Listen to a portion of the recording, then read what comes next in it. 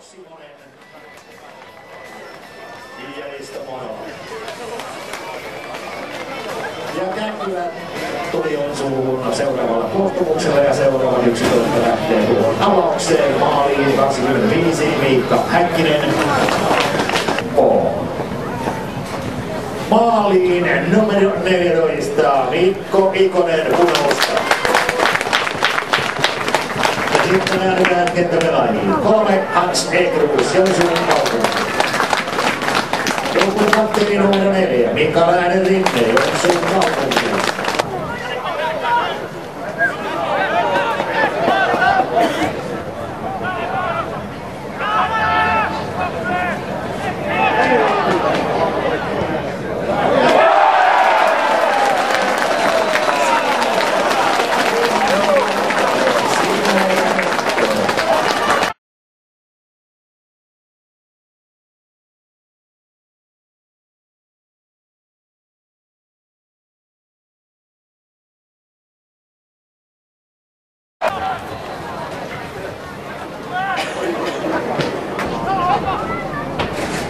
Sitten TPV Vaasa on numerossa 1-0. Niin.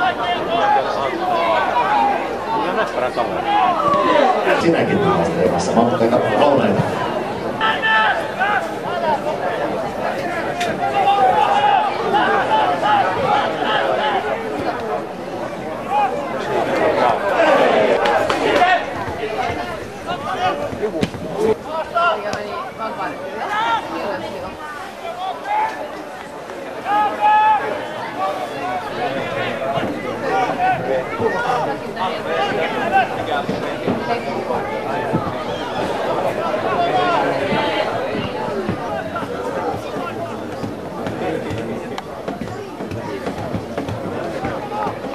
Lankkonen.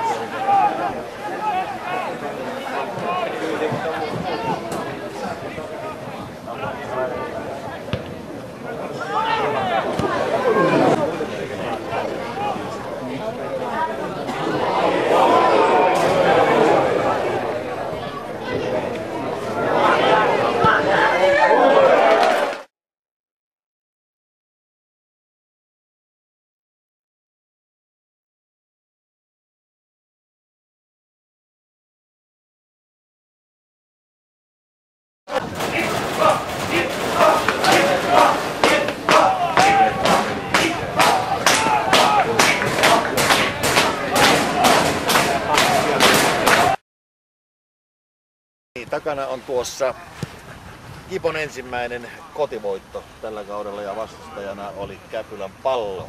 Ja tämän ottelun sanotaanko yksi sankareista tai oikeastaan ainut sankari oli maalivahti Mikko Ikonen. Pari erittäin hyvää koppia.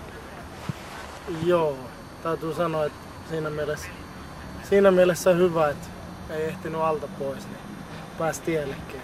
Kiitos siitä kaverille, että ampuvat sen verran lähelle. No niin, tuommoinen vastaava tilanne, että Kippo teki maalin, eli Simo Rönkkä teki tuosta reitosta 20 metristä itsellesi, tuli tuommoinen samanlainen veto ja loistava tyrkkeilytorjunta. No en kyllä muista tilannetta, että oliko ihan samanlainen, tästä tullut pikkusen keskemmälle, mutta niin kuin sanoin tuossa eka kysymyksiä, että välillä käy noin, että kun ei ehdi alta pois, niin sitten tulee torjunta. Voisi käydä useamminkin. Ilomatsin mies osoittautuu varsin vaatimattomaksi. Mutta mennäänpä eteenpäin. Eli tämä oli tärkeä voitto. Nyt on kotipisteet avattu jo 6 pistettä plakkarissa. Sinulle pikkusen ongelmia tuon selän kanssa. No pien on vielä aika mieto käsite siihen, mutta toivotaan nyt, että meillä on viikko aikaa tässä sitä kuntoutta. Tässä vaiheessa pitää sanoa Martiskaisen Pepelle enemmän kuin iso kiitos. Se eilisen ja tämän päivän aikana uhrasi paljon omaa aikaa ja taiko selän sellaiseen kuntoon, että sillä seisomaan ja kävelemään pystyy ja vielä tuonne maalillekin pääsi. Pepelle iso kiitos. No on siinä meillä maalivahti. Ensin on polvet siinä kunnossa, että kun Sortavalasta asti ruvetaan etsimään vaihtopolvia ja nyt menee selkä. Mikä se saa miehen edelleen tuonne maaliin?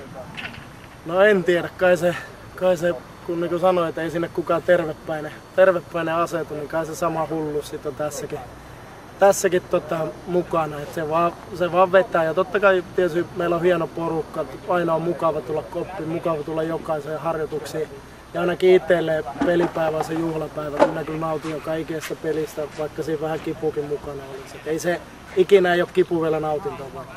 No niin, tuossa juttelit juuri joukkueen lääkärin Jorma Karttusen kanssa ja varehdit jo huumiseksi aikoja. Mitä kohtaa sitä katsotaan, polvea, selkää vai päätä?